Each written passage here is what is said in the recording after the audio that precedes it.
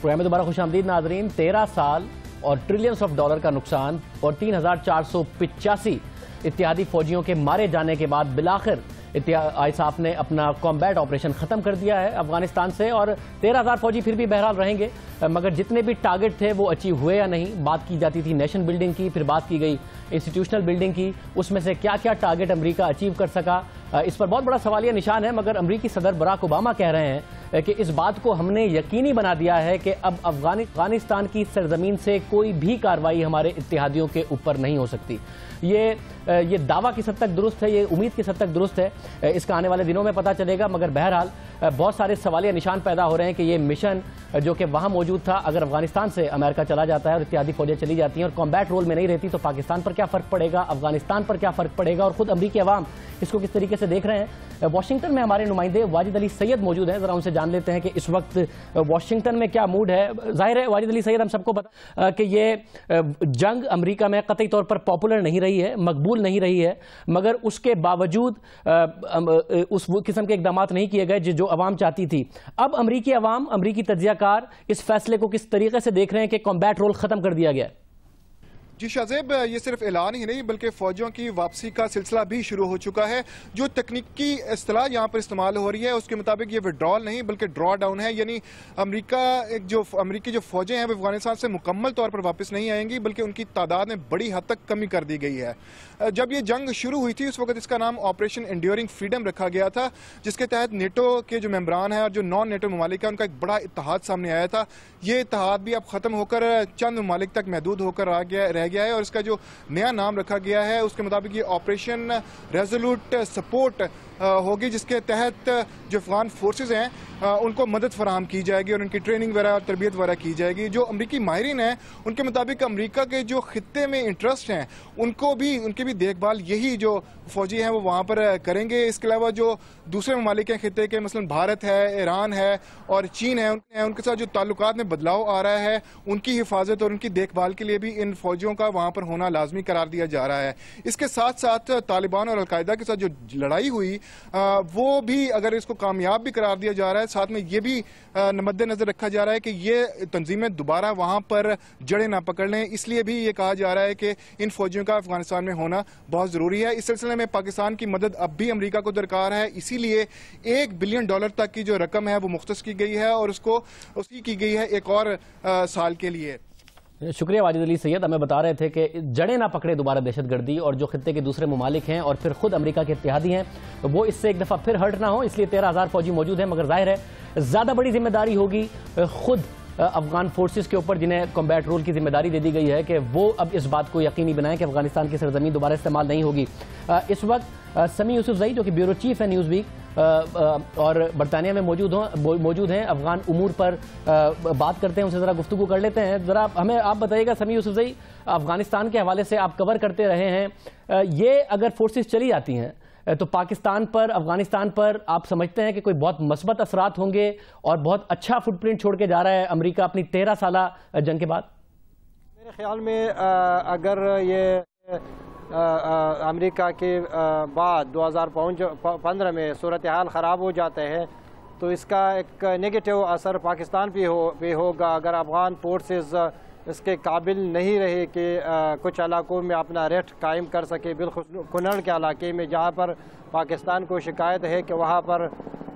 پاکنستانی طالبان ہے، وہاں پر مولانا فضل اللہ بیٹھا ہے، تو میرے خیال میں امریکی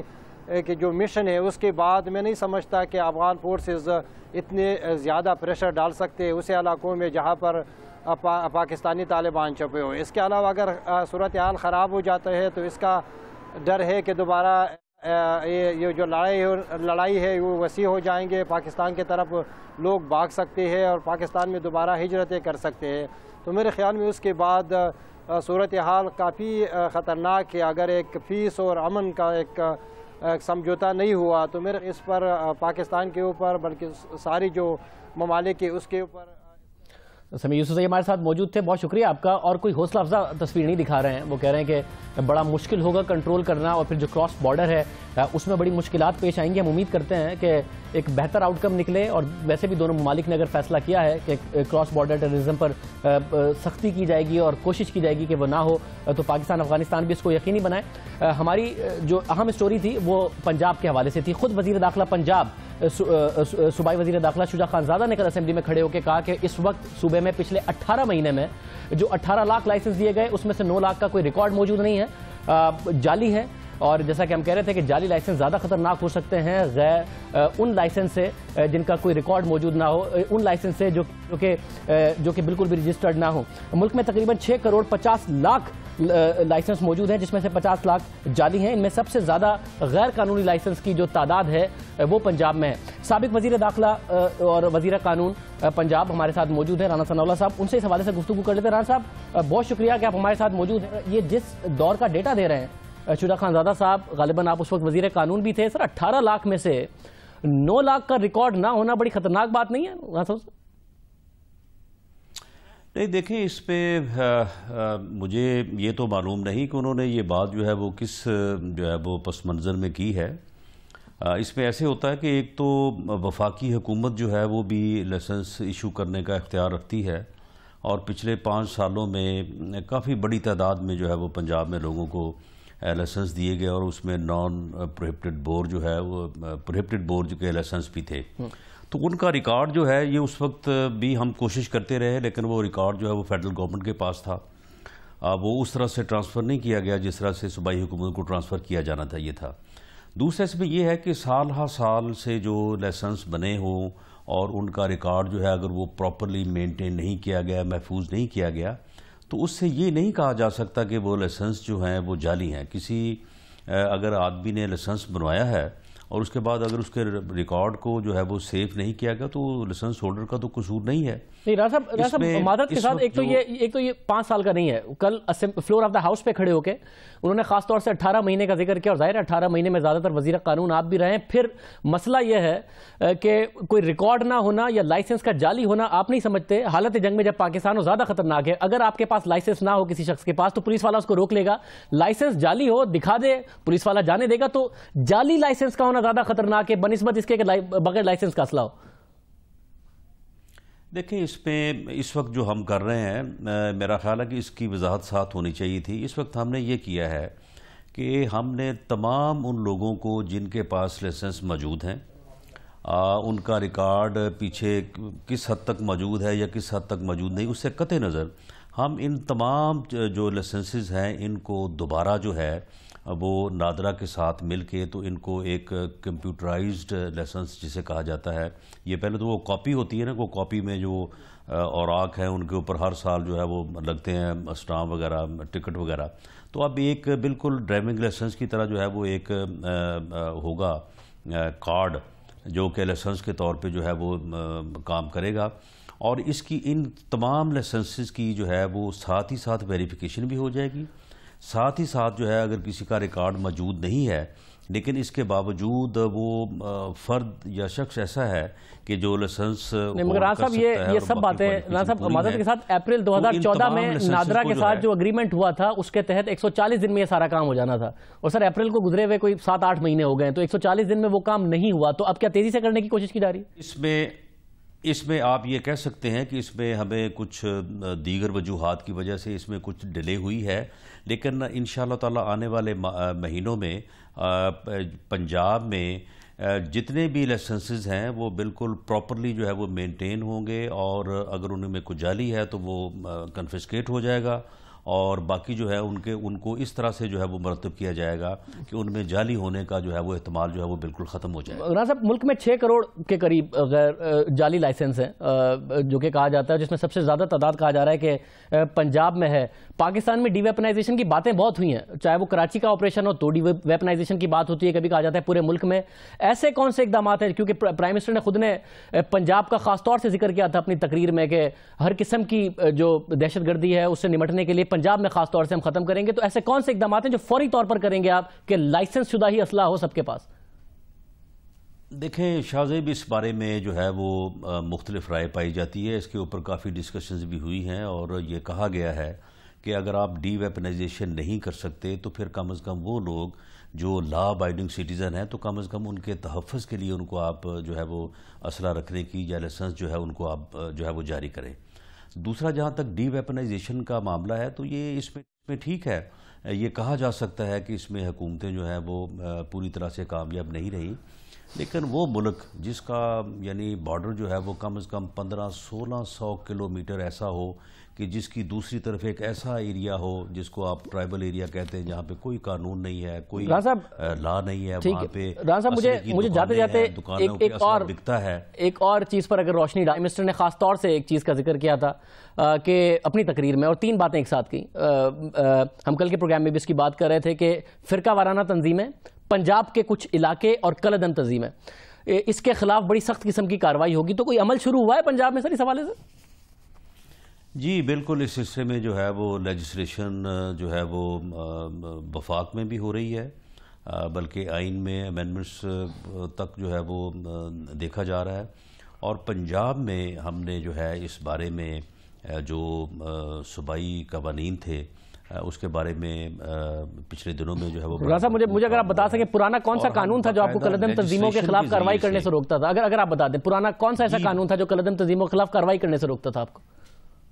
میں سمجھتا ہوں کہ ایسا لا تو کوئی نہیں تھا, لیکن ایسا لا بھی کوئی نہیں تھا کہ جو ان تنظیموں کو جو ہے وہ پوری طرح سے جو ہے وہ بک کر سکے اور ان کے خلاف ایک ایسا ایکشن جو ہے وہ کیا جا سکے جس کی بنیاد کے اوپر جو ہے وہ ان کا کلا کما ہو سکے. ایسا قانون اگر روکتا نہیں تھا تو پھر ایسا قانون تھا بھی نہیں کہ جو پوری طرح سے جو ہے وہ لا انفورسنگ ایجنسیز کو امپاور کرے. اب ایسی لیجسلیشن ہو رہی ہے سر, یہ بڑا خطرناک بیان ہے رانا صاحب. اس کا مطلب یہ آپ کہہ رہے ہیں کہ اگر کوئی ایسا قانون پاکستان میں تھا نہیں جو فرقہ وارانہ تنظیموں کو, کالعدم تنظیموں کو فرقہ واریت پر مارنے سے روکتا ہو اور لا انفورسمنٹ ایجنسیز کو انفورس کرتا ہو کہ انہیں پکڑ لیں, ایسا کوئی قانون تھا نہیں پنجاب میں یا پاکستان میں. دیکھیں بات یہ کہ آپ اس بریکنگ والے موڈ میں نہ جائیں. بات یہ ہے کہ میں آپ کو یہ بات بتاتا ہوں کہ ہیٹ سپیچز ہیں. ہیٹ سپیچز کی وجہ سے فرقہ واریت ہوتی ہے نا, لیکن اس کی وہ قانون موجود تھا, اس کی سزا موجود تھی, لیکن وہ بہت کم تھی, وہ ڈیٹرنٹ نہیں تھی. مس یوز آف لاؤڈ سپیکر ہے, اس کی سزا موجود تھی, بہت کم تھی, ڈیٹرنس نہیں تھی. اسی طرح سے فورس شیڈول ہے, فورس شیڈول میں جو ہے وہ ایک قانون موجود ہے کہ فورس شیڈول کے تحت ان لوگوں کو واچ کیا جائے, لیکن وہ طریقہ کار جو ہے وہ طریقہ کار کارگر ثابت نہیں ہو سکا. میں دیکھیں آپ کی یہ ساری مثالیں اس وقت میں معذرت کے ساتھ یہ ساری مثالیں اس وقت درست ہوتی جب آپ کہتے ہیں کہ سزا کم تھی اور سزا ہوئی مگر کم ہوئی. تو اس کیس میں آپ مجھے اگر زیادہ بتا سکیں کہ کون سا لاؤڈ سپیکر کے غلط استعمال پر کم ہی صحیح مگر سزا ہوئی, ہیٹ سپیچ پر کم ہی صحیح مگر سزا ہوئی اور لا انفورسمنٹ ایجنسیز نے کارروائی کی. اس میں اگر آپ چاہیں گے تو میں جو ہے وہ فیکٹ فگر آپ کو پیش کروں گا. اس میں بہت سزائیں ہوئی ہیں, بہت جرمانے ہوئے ہیں,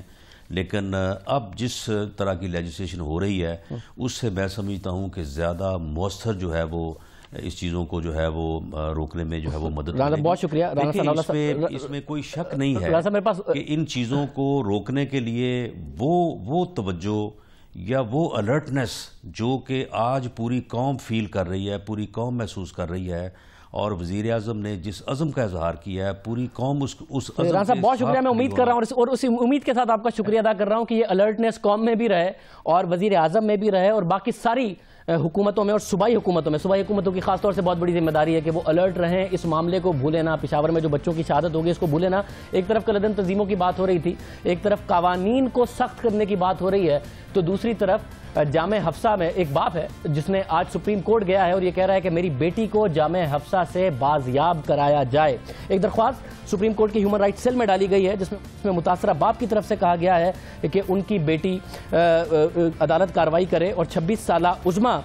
کے بارے میں ان کی طرف سے کہا جا رہا ہے کہ وہ گریجویشن کی وہاں پر جامعہ حفصہ میں داخلہ لیا تھا. عبدالقیوم کے مطابق ام حسان نے اسے کال کر کے اس کی بیٹی کے جامعہ حفصہ میں موجود ہونے کی تصدیق بھی کی ہے. ہمارے نمائندے اس وقت لال مسجد کے باہر موجود ہیں, حذیفہ سے جان لیتے ہیں کہ کیا اس حوالے سے بات ہے. حذیفہ, انتہائی اہم خبر ہے, افسوسناک بھی ہے ظاہر ہے, کہ ایک باپ یہ کہہ رہا ہے کہ میری بیٹی کو بازیاب کرایا جائے اور سپریم کورٹ سے مطالبہ کر رہا ہے. کیا تفصیلات ہیں اس حوالے سے؟ جی شاہزیب, اگر ہم اس واقعے پر غور کریں تو کل سپریم کورٹ آف پاکستان کا جو ہیومن ریسورس سیل ہے